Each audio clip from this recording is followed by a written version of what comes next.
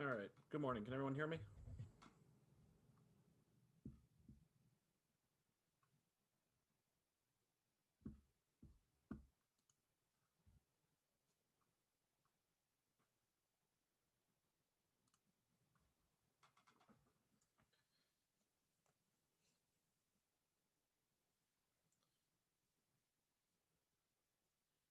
Guys, I need can you hear me or no?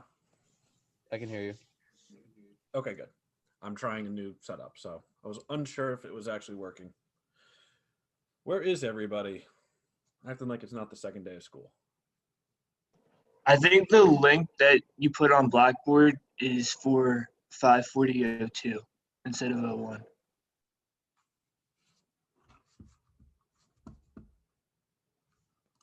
Check that Yeah, I right had now. the same issue. On the announcements or on the important information? The announcements. Interesting, because I did you guys first. That shouldn't have been that problem.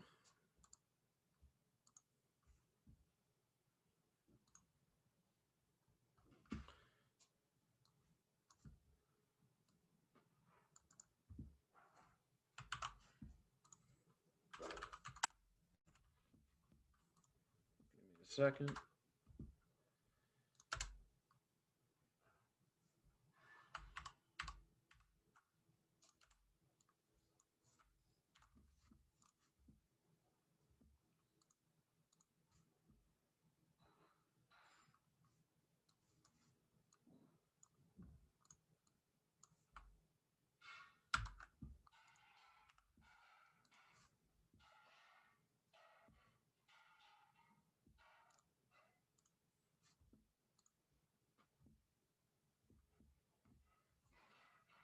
All right, that should be good.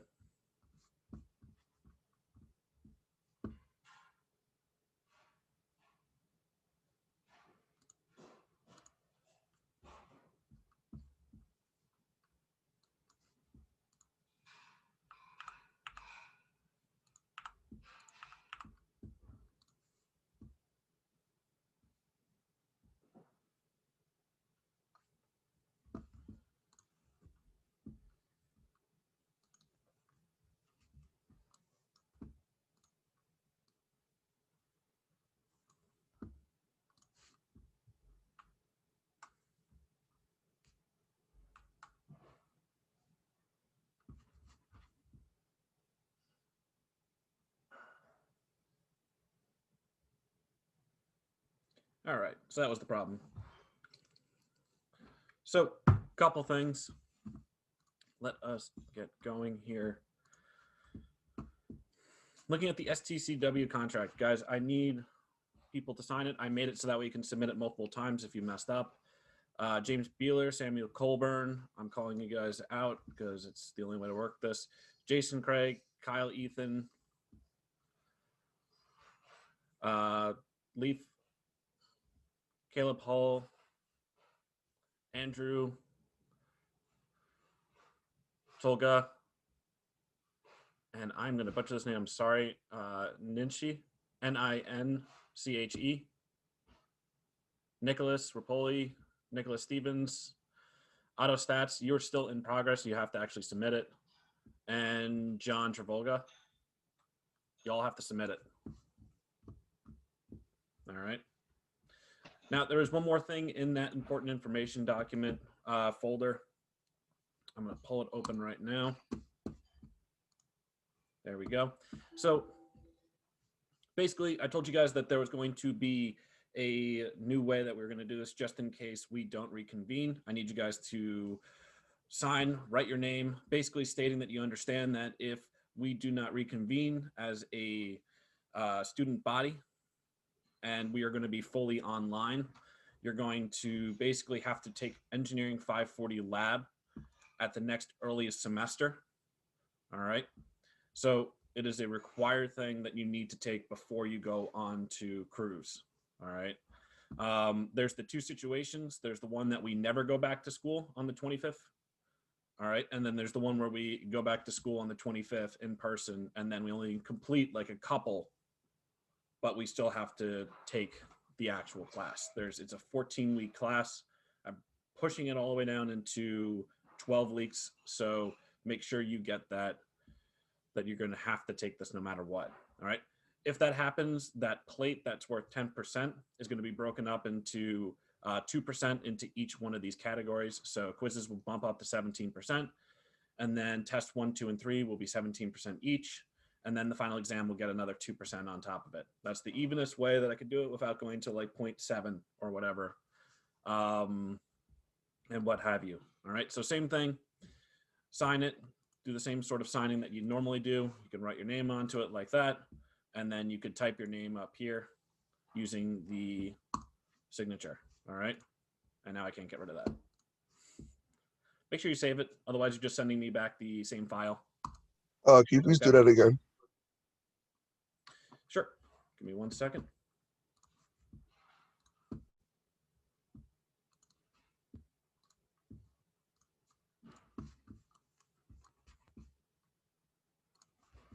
So you go up top here, right where it says sign. You can also do other things, edit text and images. You can highlight, you can comment. So this is, like I said, all free to you when you download Adobe Reader, okay? Go into that, you can add your signature. So you can see I have right here, add initials. It will bring up a prompt. So I can add my initials like that. Or if you have a drawing pad, you can even draw onto it. All right, like I have my drawing pad, so I can actually do this. All right, and that'll save the initials.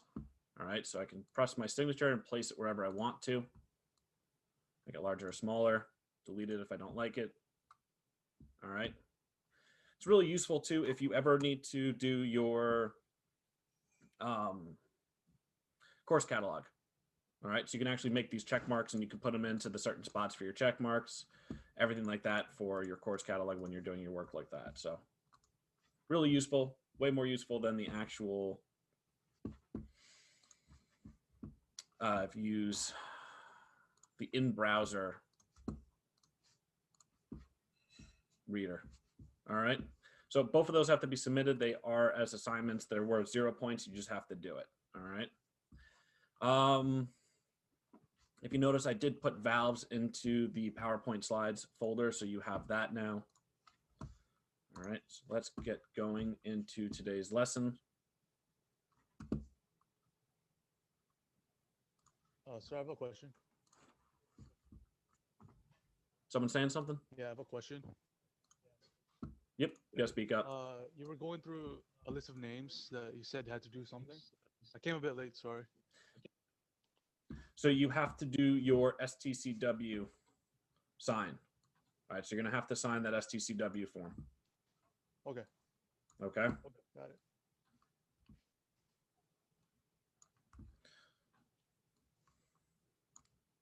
All right, let me just get a little bit more set up here.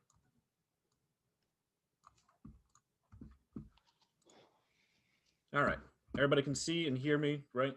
You guys are the tester. Yes. We hear you. Okay, perfect. Thank you. All right, so we're just kind of going back and reviewing what we saw last class. All right. Oh, and one more thing. Remember, we have class on Friday and we have a quiz on the entire valve section. Okay. Just to be clear, it could be anything that's on the PowerPoint, anything that I say.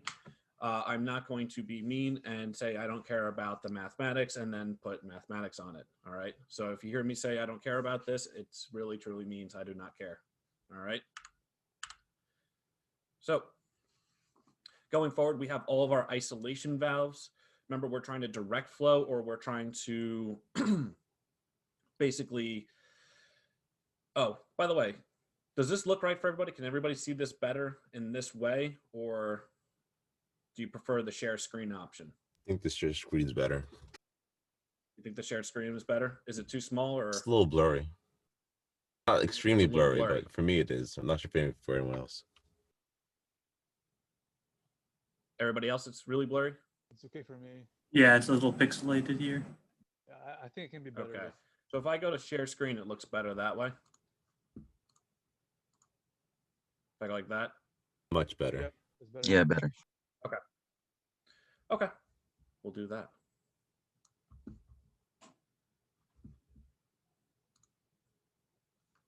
How's that look? Everything good there? It's all good. All right, sounds good.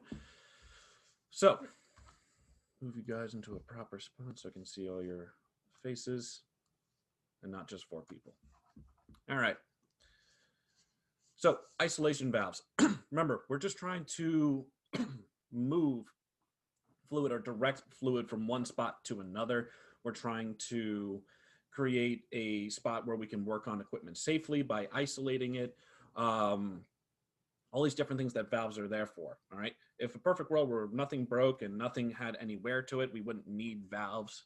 All right. We would just basically be trying to direct flow in that instance. All right. So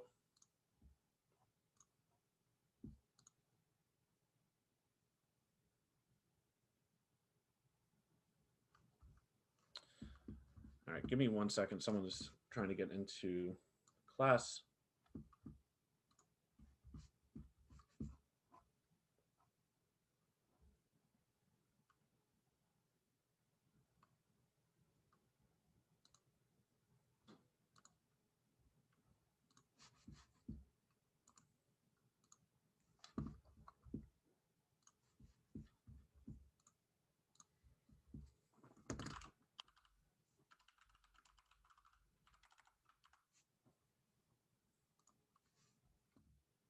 Okay.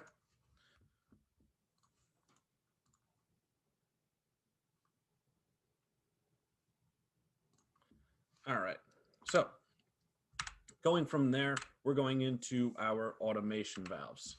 All right. Our control valves. All right. So constant pressure regulator.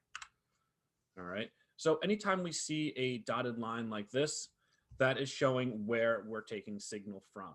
All right. This is a valve right here. That is a representation of a automation valve. Okay. This is the point of where we're actually taking our signal from, and you can see it's going into the top of our valve. All right. So looking at this, we have our pressure regulating. So it's maintaining the downstream pressure. All right. When we talk about upstream or downstream, whenever you're standing next to a river, all right, here you are, and you're standing here. All right. So whatever upstream to you is your physical location. Okay. If you were 3 feet in this direction, upstream will be upstream from you, and downstream may be here. Okay. So instead of you, it's the valve. All right. So upstream of the valve is going to be the direction that way. Downstream is going to be downstream, or where the flow is going to. Make sense? All right. So we are maintaining the downstream pressure. We care only, this valve only cares in this orientation that it is, only cares about the downstream pressure of what it is. Okay. So it's regulating pressure is the closing force. We could see we have a baffle, all right, or it could be a gasket material. Usually it's a metal piece, thin piece of metal that can take a lot of strain. All right, I'm going to draw that in a better color. Give me a second. So we'll say this is our gasket material right there. The red will be the bottom part of the valve. All right. So we also have our spring, which is represented in orange. So looking at this, we are taking pressure from downstream. So downstream is going to be the closing force. So any of the pressure that's coming in is going to go into this area. It's going to fill this void. Okay. And just because the pressure down here is 60 PSI, the pressure inside of here is going to be what?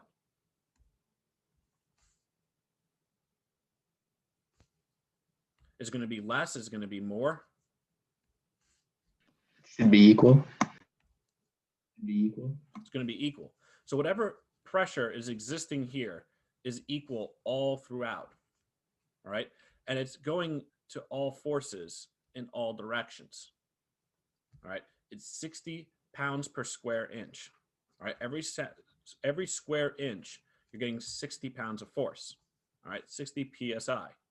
So we are getting 60 psi filling this void. Okay, and it's trying to overcome this spring pressure. And we notice that we actually have our valve attached to the bottom of that baffle right there, which I'm going to draw in dark purple. All right. So looking at that, and we can see our valve closes in that direction. All right.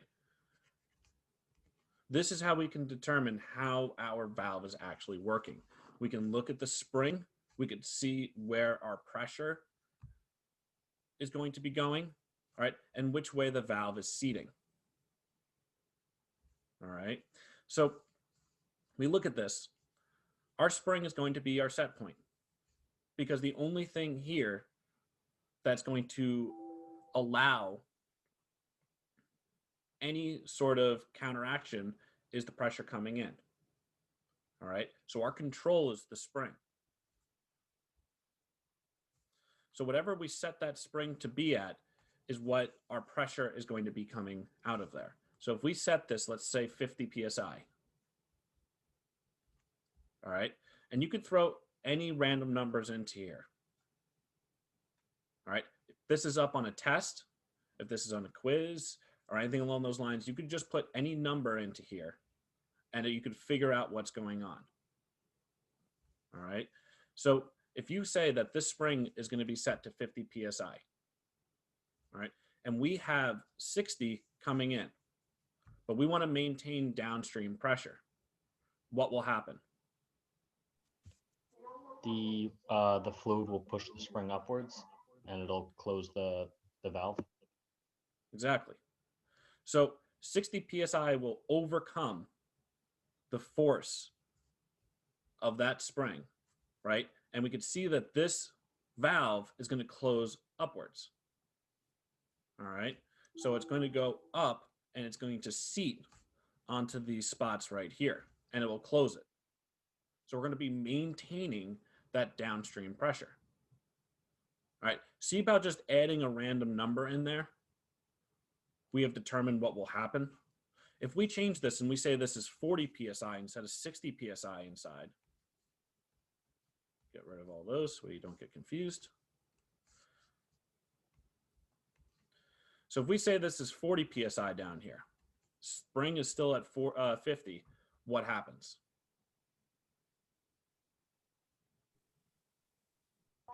The valve stays open. Valve's going to stay open because we are caring about the downstream pressure, right? So we need to add more pressure into it, right? So the spring is overcoming and it's pushing the valve open. So it's going to allow more flow, add more pressure to the system. We may have a pump down here. We may have it coming out of the boiler. We don't know. The valve doesn't care. All the valve cares about is maintaining this downstream pressure to whatever is set on that spring. All right. So I've eliminated everything else. All we care about is the spring. Where is it getting its regulation from? And which way the valve seats. Those three things. All right. The spring is the opening force and the regulating pressure is the closing force. All right. Let me get rid of all that stuff on the slide. And then we have an unloading valve.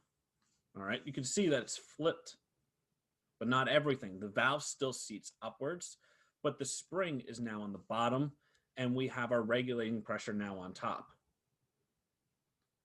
All right. So we're maintaining our back pressure, our upstream. Remember to where our flow is, where the valve is, this is our upstream. Okay. So again, let's say this is a set point of 50. We have 60 psi in here. What happens to that valve?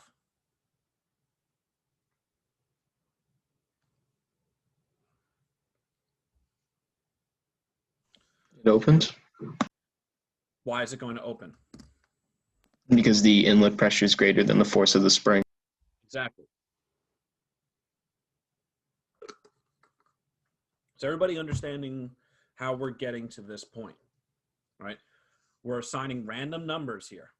We can even do it opposite. There's no wrong way as long as they're not the same numbers. If they're the same, then that's not going to help you. You could assign any number here. You could say this is a 1 psi spring, and up here is a, it has a vacuum. It went down to -1.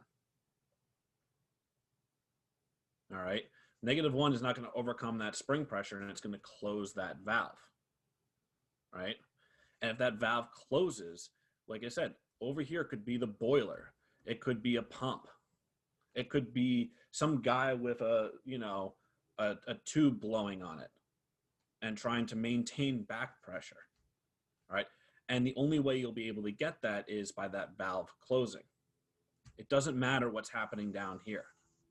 All this valve cares about is where it's sensing, which is right here. Okay? So remember, spring, where it's sensing, and this valve, which way it seats. That's the 3 things you need to care about with these valves. All right? Because you could have this same way, and it can be the complete opposite. If this valve seated the opposite direction, it would change the entire way this worked. All right.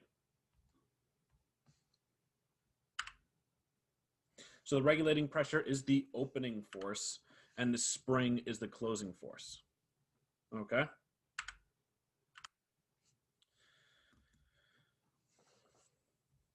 So that was our constant pressure regulator. We have our fuel oil pressure regulating valve.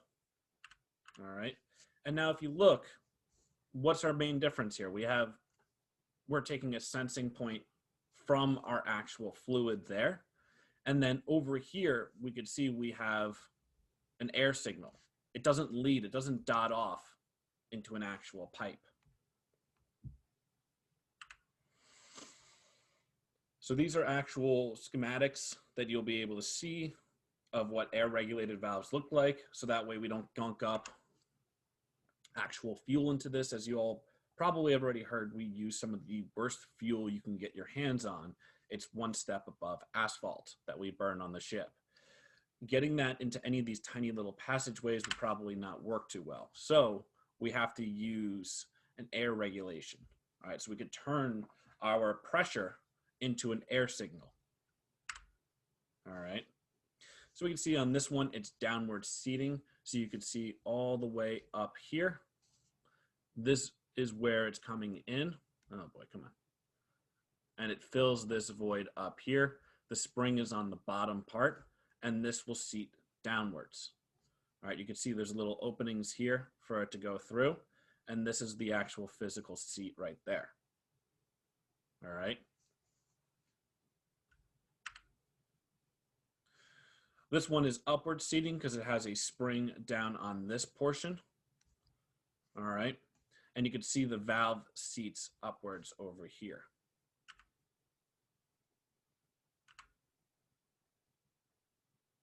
Now we have our 2 different ways of looking at this. We have our direct acting, so it's directly acting against our spring.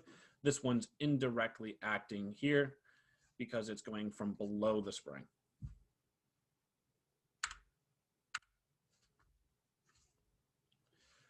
Another type of regulating valve that we would have, okay, I'm still in red, good, is our fuel oil temperature regulating valve.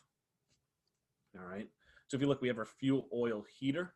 All right, so this is a heat exchanger, and it's going to be utilizing steam to heat up our fuel. All right. So this is how we actually will be able to get a signal. Like I said way back on Monday, if we physically can measure it, then we can create a signal for our automation. All right, so we have a sensor, and it's sensing the temperature of our fuel. It goes into what's called a pilot valve. That pilot valve will send a regulated signal into our automation valve. All right. Now, this is all done via air. You can pretty much do it electronically nowadays. That's very much something that's done electronically. On older ships and older systems, it is usually done via, what do you call it? Via air, because it was cheaper, it was easier to maintain, and honestly, air is pretty plentiful, all right, on a steamship. All right, so we have our air regulated control valves.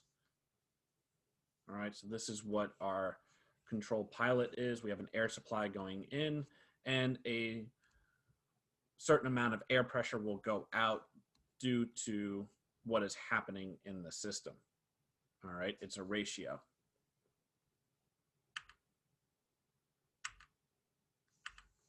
So other things we could use is temperature, flow, level. Like I said, anything that we can measure. If we could physically measure it, we could turn it into a signal.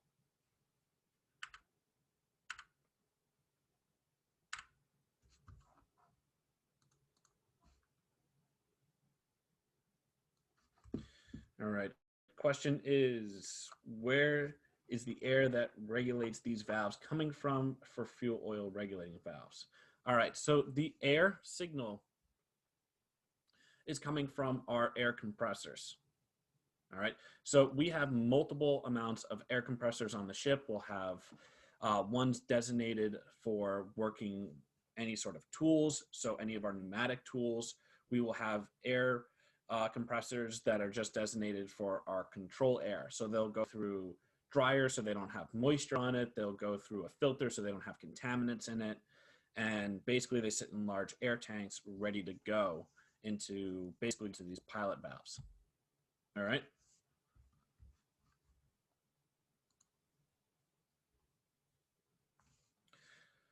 So you'll hear the term called normally closed valves. All right, normally closed valves. These are valves that will be, in any sense of the word normal, is going to be closed. All right, so it's always closed unless a certain situation arises. So that's our relief valves. That's our safety valves. All right, things like that. Again, like I said, here is our relief valve. Okay, one thing you can see is our relief valve. We have our fuel oil pump. It comes up. If our relief valve opens, what is designated by this line right here? What is it showing? Is it like redirecting it back into the pump? So it's like closing the circuit, the piping? Exactly. So it's showing that it's going right back into the suction side of the pump. All right. We'll describe why for a certain type of pumps you need that later when we get into pumps. But for now, why wouldn't we want this just going into, come on, let me draw an arrow. Why wouldn't we want this just going out into atmosphere? Doesn't it seem like a waste of material to add piping and a T and all that kind of stuff? Why would we want it going back into the suction side? Why not just go into the bilge? The relief valve's blowing. Shouldn't we get rid of the problem?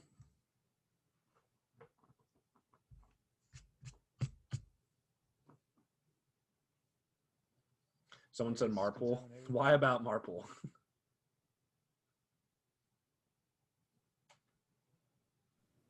Depending on what you have in those pipes, it could be dangerous to the ship or the crew or the environment year round, and nobody wants to pay $1 million fine.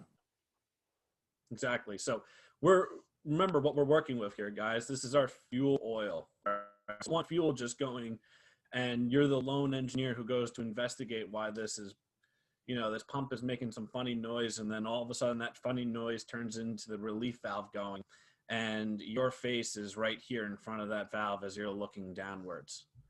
All right. If that pipe wasn't there, you'd get a face full of fuel oil. All right. So unless it's pretty much air, all right, something that can't harm the environment and or you, it's pretty much going to dump right back into the suction side of the pump. All right. Very low amount of times where they'll actually have a relief valve where if it's dangerous to the environment or dangerous to personnel, or you don't want to just be dumping fuel into your bilge just for fun, you're pretty much going to go right back into your suction side of your pump. All right. So looking at it, we can see we have a relief valves that look like this. All right. So again, relief valves open and close and basically open and reset at the same pressure. And we have safety valves, which will be opening at a certain set point, and then their reset where they close will be below their set point. All right.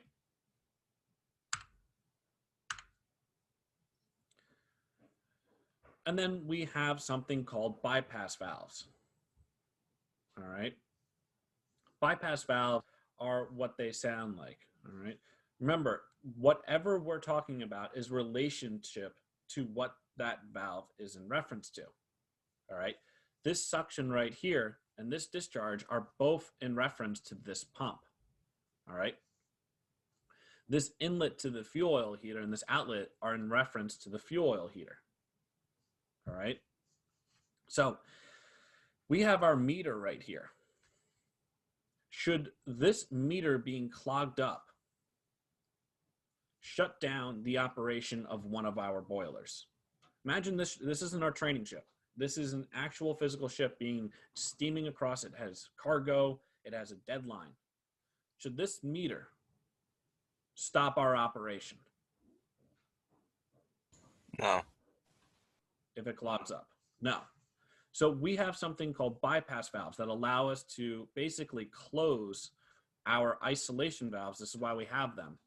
We can not only service our meter, but we can keep our system online by opening our bypass valve because it's bypassing our equipment, all right, and allowing flow to go and keep going to the boilers. We can keep operating, okay? Now, the big thing, will a bypass valve work if it looks like this? If someone draws it like this, which I've seen before.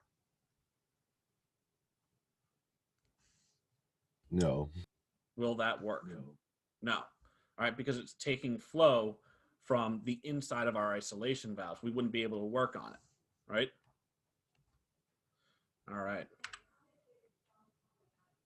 And then we have something called recirculating valves, So basically these valves exist we want a constant pressure, all right, for fuel, whether it be diesel or it's boilers, all right? We want to make sure that we always have whatever this pressure is that we need to burn fuel, whether it's 120 PSI or 60, I don't honestly remember, but whatever its set point is, we need to maintain that, whether it's 4 burners going, 3 burners, 2 burners, or we're just lighting off and we need 1 burner. It doesn't change the fact that we need that constant pressure, all right?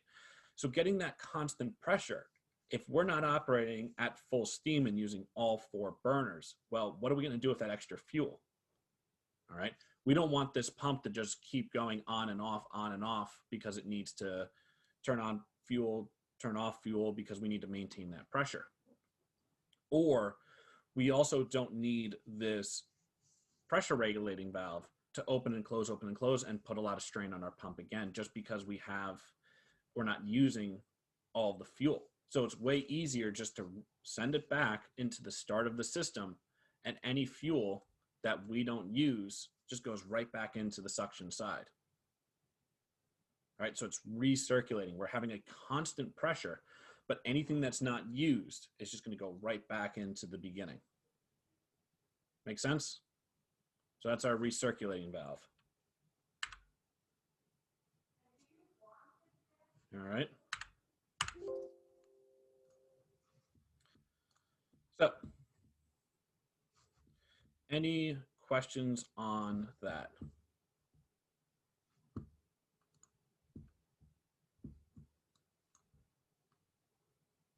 Do normally closed valves count as recirculating valves?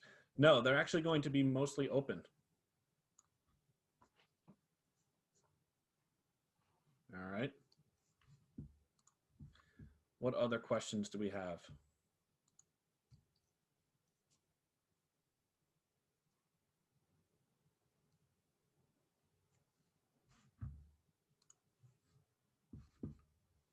Can we go back to the air regulation, the steeps? I couldn't really see the your drawings. Okay. So why don't we do this? Yeah, just really quick. Give me a second.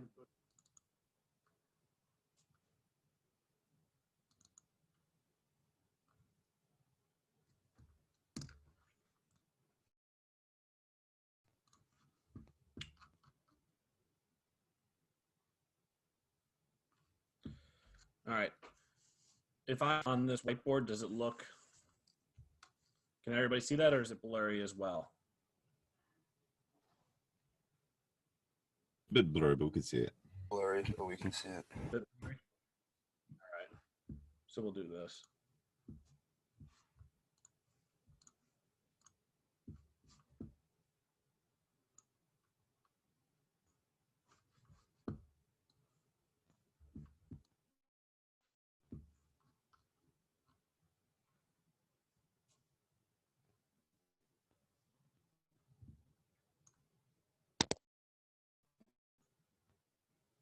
All right.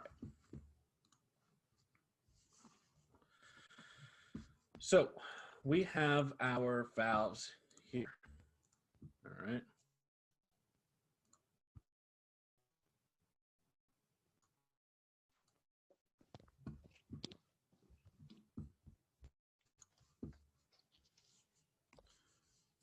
So looking at this, what we have is our what? Which one does this care about?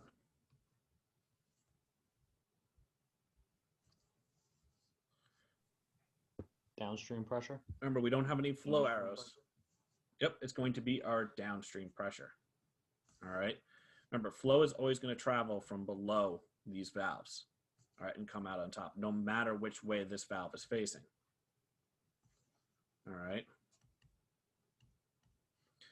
So going through with that,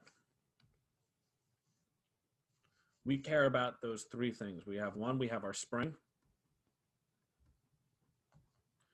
All right, two is where is it taking its signal? So location of signal.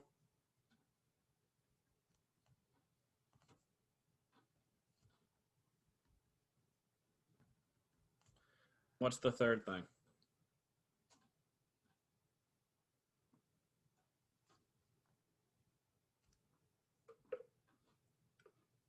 Is it the direction of the valve? Yep, which way the valve seats.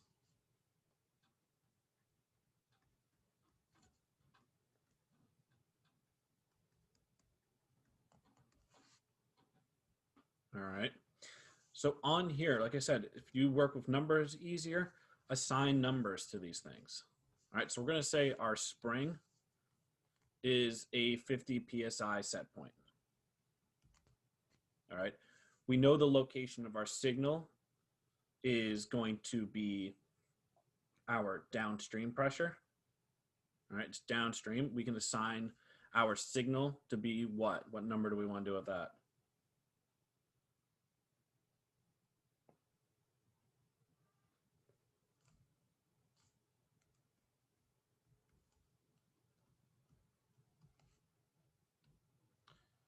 We'll go with 60 again. All right. And which way the valve seats? The valve is seating in an upwards direction. All right. Do a different color.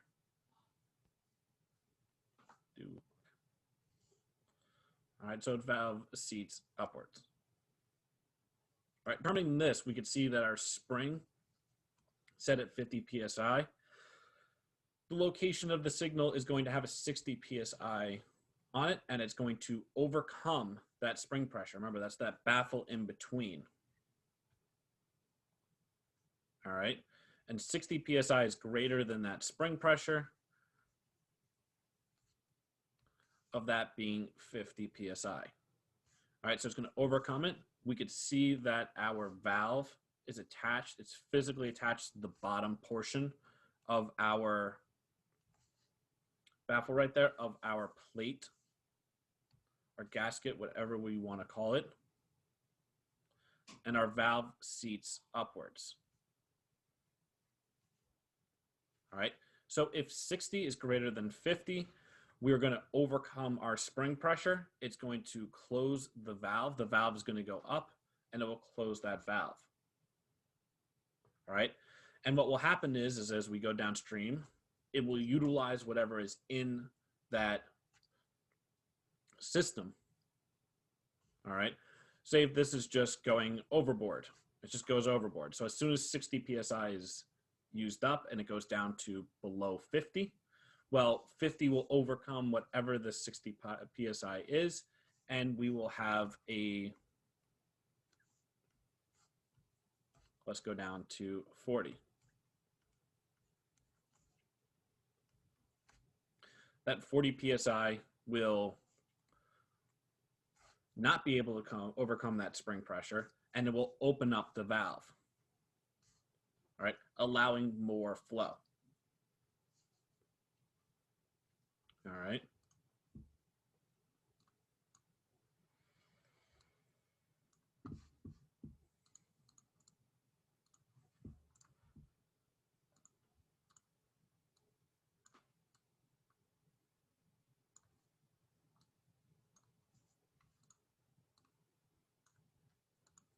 Again, over here, we only care about those three things, which is our spring, location, and valve seating, right? The spring is below at this time. We have our location of signal.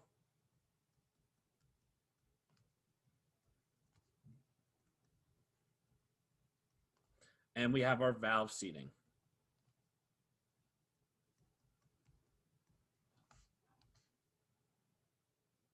All right.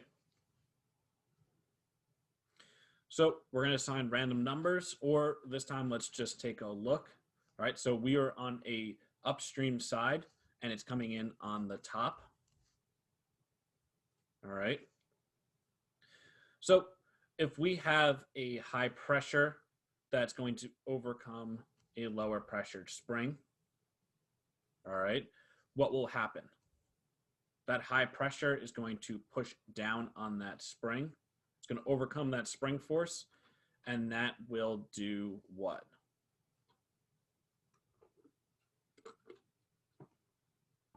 Open the valve. It'll open the valve, right? And look where this is going. We can see our shaft that continues all the way through, and it's making contact with the top end, all right, with that gasket material. All right. If it wasn't, if it was attached to the spring, if it was attached to the bottom of the spring, we would have a totally different conversation here. All right. Now let's just take this same situation here. Let's just change one portion of it. Instead of that signal coming in and going into the top, if it went into the bottom, what would happen? Let's set some numbers. It'll be easier. Spring being at, let's do 50 PSI.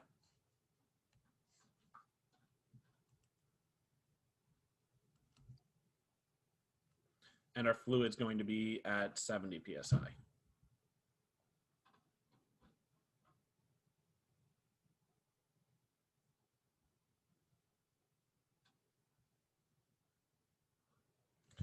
What way is this spring? Remember, springs don't always just do compression. They have an extension force too to it.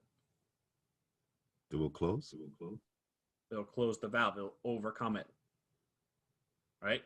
So this is going in the opposite. So for this to really work, to care about that downstream pressure of what we want of a 50 PSI set point, if we flip this valve seating around and we went with that, would that make it work?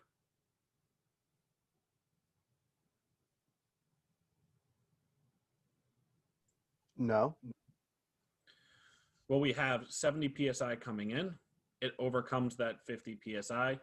And now we are allowing flow to go out because we want to maintain a 50 PSI set point.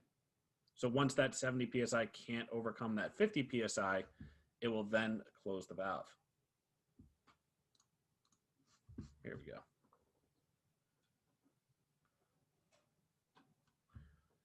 All right.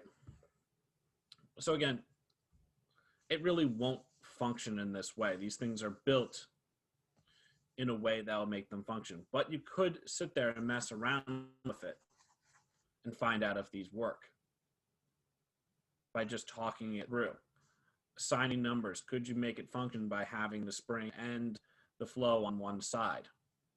Would flipping the valve around make it work? All right, we're gonna do. If we change this around, if we just take it from one side and we flip it to the other, what would happen? So instead of taking signal from here, we come over here and take signal. What goes on?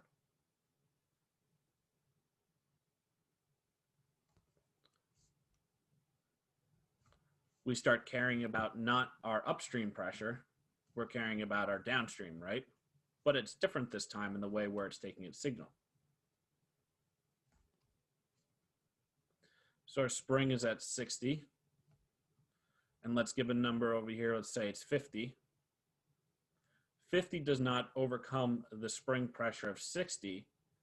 So the spring does what to the valve? Close it. Close it. We're going to close it, right? Because it has a certain set point. And where it wants to be is closed. So 50 doesn't overcome it, it closes it. So we're caring about that upstream pressure now. If we don't say it's 50, we say it's 70, what happens? Remember, it has to work in both ways. So that will overcome that spring pressure. It'll push down and it'll open it. Does that work for what we want with our set point? Our set point of what we want is 60 because that's where our spring is. 70 will overcome the 60 psi and it will push that open. That's not what we want. We want what is our spring is set to. So you can see by just messing around with these, by inputting numbers, random numbers on both sides of it, you could start to see where these things will work. If it doesn't work in both directions, then it doesn't work. It's not what we want, right? Because these are regulating valves. We can have anything coming at it, all right? If it was consistent, we wouldn't need a regulating valve, right? If we always had 50 psi constant, no matter what, coming in this direction, and we wanted 50 psi going into, let's say, a fuel oil heater over here,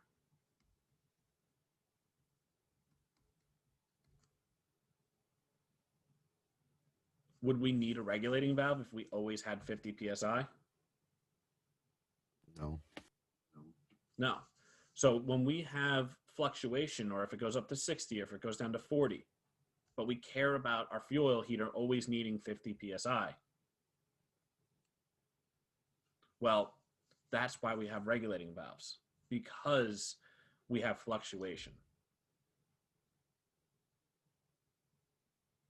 All right. So again, spring, where the signal is coming into, and which way the valve seats is all important on knowing which way this works. All right.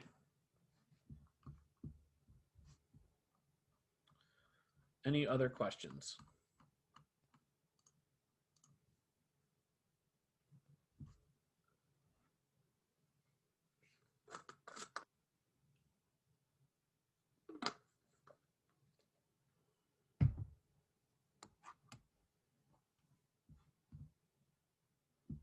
Nothing?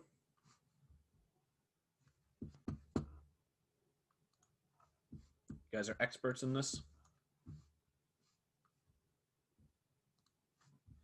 What is the quiz or test going to look like for us on Friday? All right. So what's going to happen is, hold this open for you.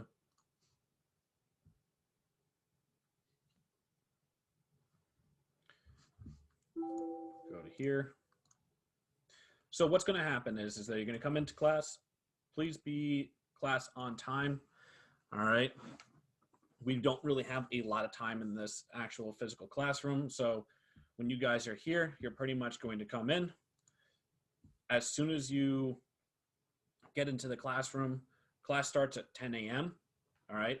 That's when the actual physical quiz and or test will begin. All right. Test days, I'm going to, what do you call it? They're all going to be in person. You're pretty much only going to have like quizzes online for right now. All right. So you're going to come in. They'll start exactly at 10. If you need the extra time, make sure you get it to me before the end of the day tomorrow. All right. And I'll put you in those specific groups, so it will be built in. All right. So it's going to be 10 questions, multiple choice. You're going to come into your system here, go into modules. You have quizzes. Click on that, and it will say quiz. It'll say 01 valves. All right. So you won't have to memorize the quiz number. It will just say quiz 01 valve. So that way it all stays stacked. All right. The 10 questions, I'm probably going to do about 15 minutes max. All right. For actual time limit. And it's not going to be one at a time. It's going to be all in one singular list. I know a lot of people last semester liked it a lot better when they had the ability to not sit at one question. All right. One attempt. It's not open notes. No outside help. Can't phone a friend. Cameras have to be on. I know there's a lot more people here who have cameras. So that's pretty much what's going to be what the quiz looks like. For the tests are going to be the full time of the class, so an hour and 15 minutes. It's going to be, I think I make them 50 questions long. I'll have to double check, but I believe I do 50 questions. All right. It's all multiple choice. Every single question. There's no writing assignment, nothing like that. All right. It will be Scantron and everything along those lines. All right. And like I said, it could be anything from what I state, or it could be anything from our PowerPoints. That extra information is for you guys. I'm not going to be testing anything or pulling any information from there. All right. So if you're worried, watch the YouTube videos again. Feel free to look at the other classes if you want to. I just organize them so that way you can see the class that you might have missed, or you physically didn't hear something because the internet broke up or what have you. Any other questions regards to that? Do we need to use the Respondus? The lockdown browser? Yeah. I've never used it. Have you guys used it before? You have to First time I download heard of it. anything? No. First time? Yeah, you have to download it. You have to download the actual web browser basically? Yeah, it's kind of annoying, and then you have to do like admin stuff. And then So it's not going to be.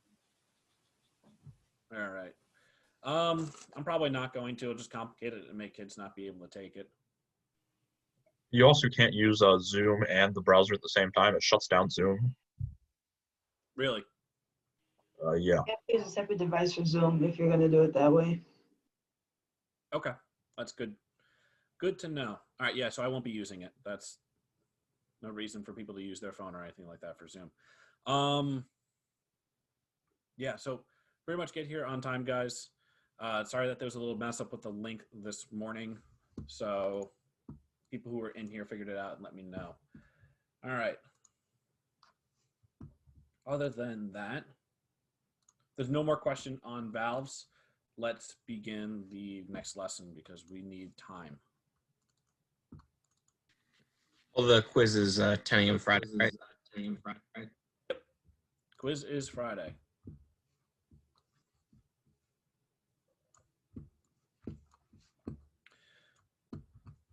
Last chance on valve questions. Just can you quickly go over air regulated valves again? I'm sorry. It's all good. pull it open.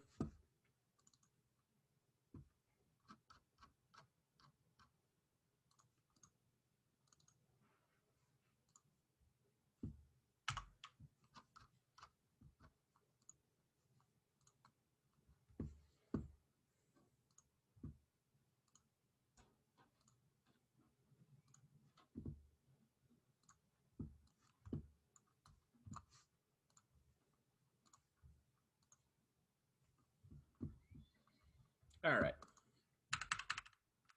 So air regulating valves. All right. So in certain systems, you don't want whatever you're regulating to be what's going into your regulating valve. All right. Sometimes it's not clean. Sometimes it's a contaminated piece of equipment. Hell, it might even just be salt water and it will destroy your valve. All right. It could be the cleanest thing in the world and you may not want it into the system because it may react wrong with what's happening. All right. So that's why we have an air signal. Okay. Nowadays, like I said, we would have an electronic version of this. All right. Where instead of having air going into the regulating valve, it would be it's basically a solenoid that would take the signal. All right. It would be an electronic valve. These are all automated. I mean, it's an analog signal. All right. So especially with fuel oil, it's pretty much no joke. It's one step above asphalt. All right. That what we use on this ship. So if we look at these crevices, these valves aren't that large in real life. All right. These things can be pretty much about a foot tall, but most of it is taken up by spring and the shaft and everything else in the stem. All right. So these crevices might only be a quarter of an inch. It could be a half an inch or 3/4 of an inch if you're lucky. All right. And the crevices inside will just be, we got to heat this fuel up in order to actually move it. So this is not going to have any heating. This isn't going to get like a heating blanket put on top of it to keep the fuel moving. All right. So that fuel, we don't want it up there. So we're going to use air regulating. All right. So we're going to have air compressors on the ship that are designated to only put compressed air into these systems. All right. So if you're using a needle gun, it won't affect this. If you're using a pneumatic tool, pneumatic air hammer, all right, it won't affect this system. All right. So these air compressors are going to send air to an air receiver. All right. And this is going to sit with like 100 PSI of air ready to go. That service doesn't change. It may go through like a filter. All right. It may go through something that will dry it out. So that way you don't have moisture accumulating in here. All right. You won't have particles, stuff like that. All right. Let's go into this. But we don't want just 100 PSI going right into this. That doesn't regulate anything. It's just always going to have 100 PSI going in. So what we need to have is we need to have some sort of mechanical system. All right. So this is a high pressure steam going in and it's a reduced steam coming out. So let's say we have 600 pounds here, which is what we have on the ship. We operate with 600 PSI steam. All right. Then over here, let's say we have 150. And this is a regulation that we would have. All right. 150 pound steam goes to like heaters. It will go to different components. You can even use the 150 PSI steam for domestic hot water, not your physical hot water, but to heat the hot water. Now we have a device here. We're just basically going to label it as a device. It basically will physically measure the pressure. It'll send it as a signal. All right. So we're basically just saying right now we have a device that sends the signal. That signal is going to be an air signal. All right. Don't worry about how that happens. Just knows that it does. That signal is inputted into here. And using basically a ratio, All right, a predetermined mathematical ratio that someone who designed the ship came up with. All right, you will turn basically 100 psi to whatever is being inputted here, and it will send out a signal that this control valve will understand. All right, so we have an input right here, which sends our other input. So this will be our output of this, and it will bring it into our actual control valve. Right here is just air supply. All right, this is just turning this signal into this, something that this can understand. Okay, this is our input. This is our actual information in. Okay, that information in gets turned into a different signal, something that may be stronger.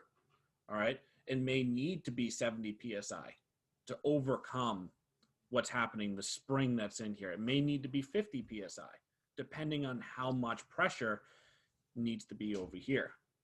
All right, if this is reading 175, well, that's a hell of a lot of pressure. It's more than the 150 we want. So it's going to send a signal. It comes in. We're going to use our 100 psi to send another signal to our actual air regulating valve. All right, so we have too much steam, so maybe we need to lower our pressure to stop overcoming that spring pressure in here. Okay, but it's not going to be, say, 125 to be lower than 175. It's going to be different. All right, we can't take 100 psi and make it 125 psi. That's not how this works. Okay, we're not trying to overcome the pressure that's in here anymore. We're only overcoming the spring pressure that's inside of this. Does this make sense? Remember, all what's happening here is we're just taking a signal and we are using a ratio to turn it into something that our automated valve can understand. We're just trying to remove, whether this being steam, whether this being fuel, we just don't want that gunking up the inside of this. Air is a lot cleaner. All right. Thank you. Yep.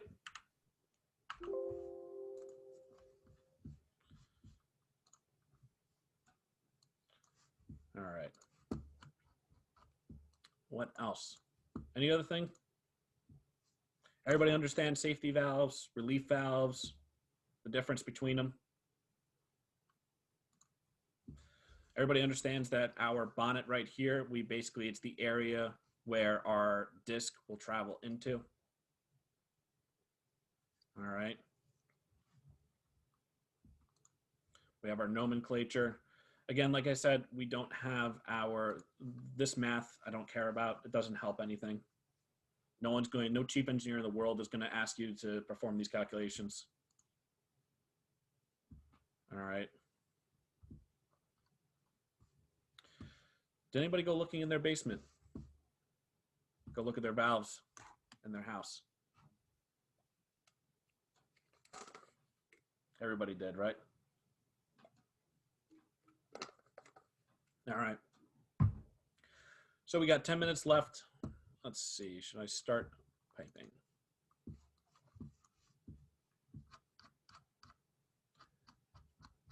No, I think we're good.